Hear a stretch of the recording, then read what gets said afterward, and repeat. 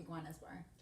So there was this one time that we went to the bar, and you know we go out, single 40-something-year-olds all the time, and we had a young guy approach us. I don't know, he was very young. He was staring at us the whole Young, time. he looked younger than my son, right? And he was with another set of girls that were young, but he kept on looking at us. So he approached the table, and he's like, "What's going on, ladies? You know, are you guys looking for a good time tonight? You know, how about we chill after?" And we don't, the whole conversation. And then I say, "You know, how old are you? Because you look very young." And he's like 21 years old, and I'm like, "My son's older than you. Like, what are you talking about?" He's like, "The one thing that I hate is when young people approach you with, age is just a number, and I've got experience, and blah, blah, blah, blah, blah, blah." So then he said, "You guys want to, you know, how about we go and chill at my place, and you guys want to try something different?" And I said, "Well, you're talking to a 43-year-old woman. You don't tell Brenda you want to try something different. Let me let you know that Something right now. different?" I said, "Sweetheart, like what? Like a threesome? Like what are you talking about?" And he's like, "Yeah." I said, "Oh, I thought you meant something different, like maybe possibly me fucking you in the ass." That's different to me. She's like, "How about I fucking put a strap on and fuck you?" I did actually say that. I can just put a strap on and fuck you in the ass. That's different. Would you like that? He was speechless. I don't think he's ever going to say that again, especially to any mature women. Yeah. Many experiences like that, actually. Yeah, and it's happened many times, and I love to leave them speechless, especially the young guys. So, I was outside one day. It was early. I met this guy. I'm talking about chocolate, handsome dude, had a nice cut. Oh, he had the scarf wrapped around him, so I'm looking at him like, yeah, I'm gonna get him.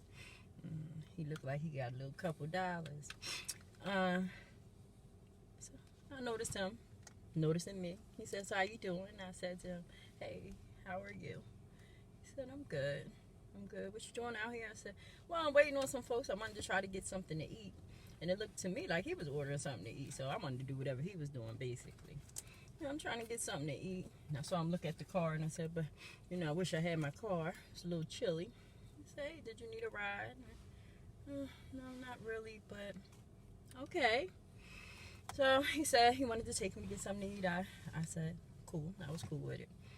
I don't know why. I mean, he was already ordering something. We ended up taking a ride. We took a ride out to this park. When I say perfect gentleman, ooh.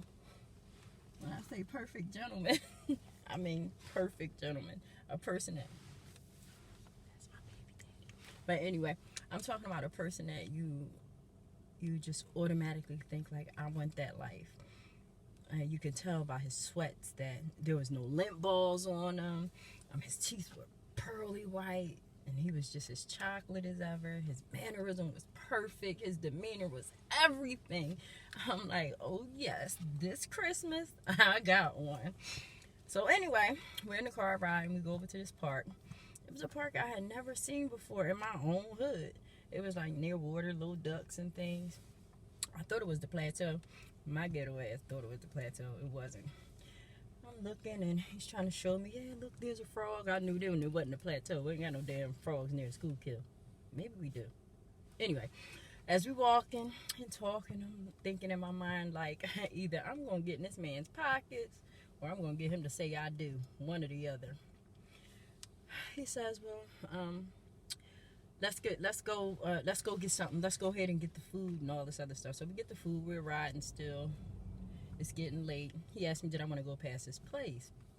I said, sure. He said, all right, well, just give me a few. As we're riding up, he says, this is where I live here.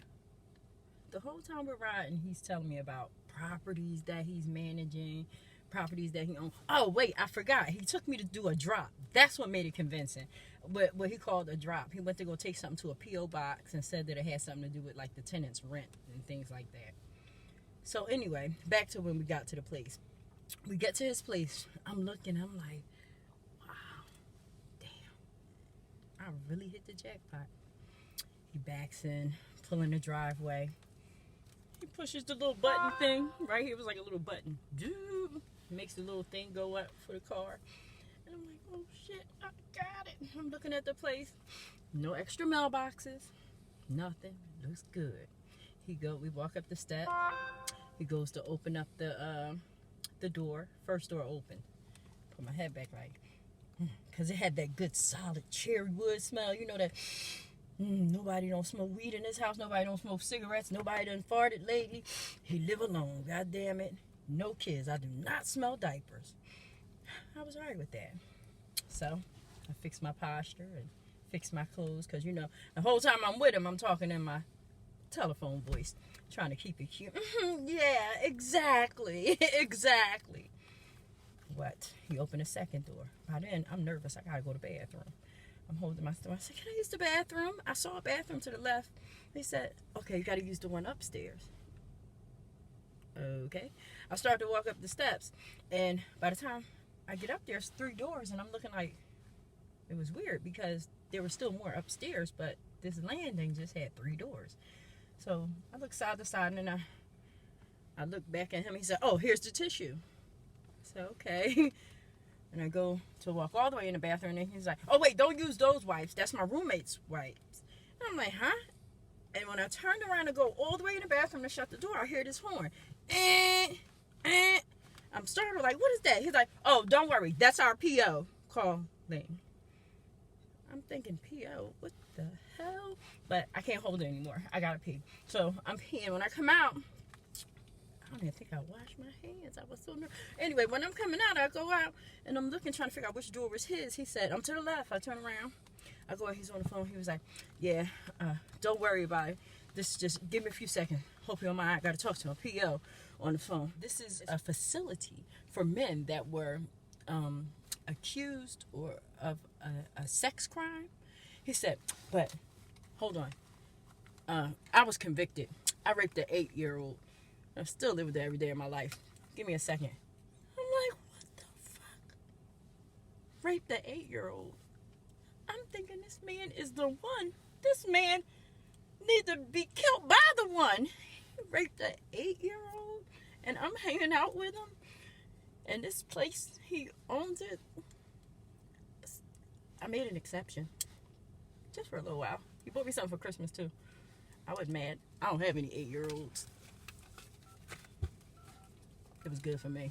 I gotta go. Because he on the way to pick me up.